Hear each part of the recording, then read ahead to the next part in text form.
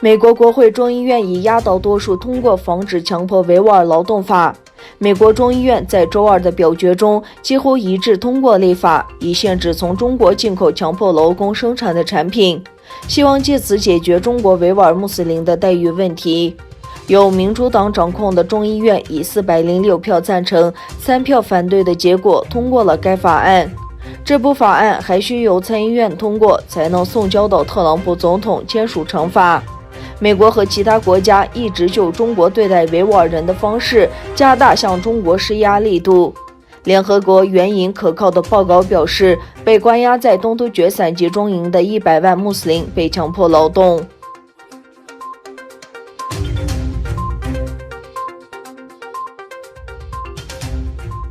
世界维吾尔代表大会与全球穆斯林神职人员理事会签署了一项合作协议，以提醒注意东突厥散的严重侵犯人权行为。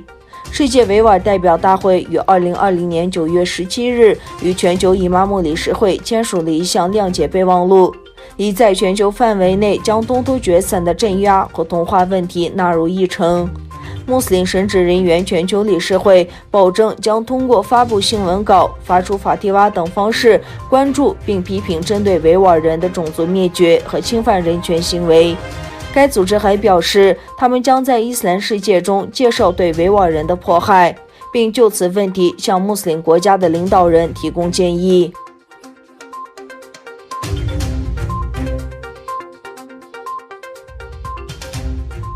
独立学者研究显示，中国政府在西藏农村推行的劳动就业计划与广受谴责的东突厥散教培模式十分相似。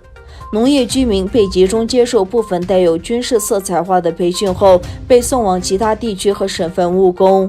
西藏自治区政府今年8月在其官网上发布一则通告称，在农牧民培训和转移就业行动方案的框架下，2020年1月到7月有超过50万人接受了培训，这占到西藏人口的15%。曾披露东突厥散集中营状况引发国际关注的德国研究学者郑国恩认为，西藏的所谓职业培训是强迫性的将农牧业生活方式转变为产业劳工。他对路透社表示，在我看来，这几乎是自文化革命以来对西藏传统生活方式最显著、最有针对性的打击。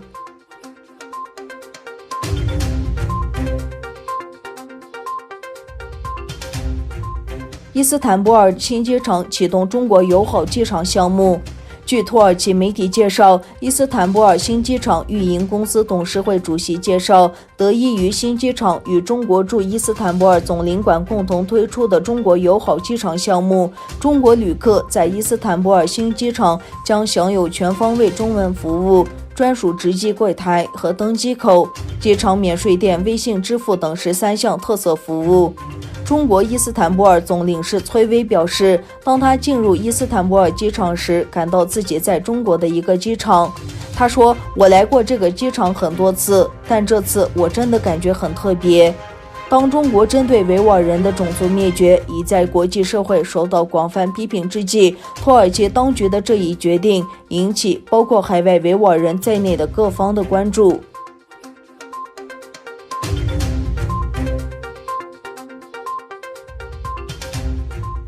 美国总统特朗普在联合国大会第75届会议一般性辩论发言中将主要矛头对准中国。他不仅继续将新冠病毒称为中国病毒，同时呼吁联合国对中国进行问责。特朗普在视频讲话中表示，当我们追求这一光明的未来时，我们必须将这瘟疫散布到世界的国家中国进行问责。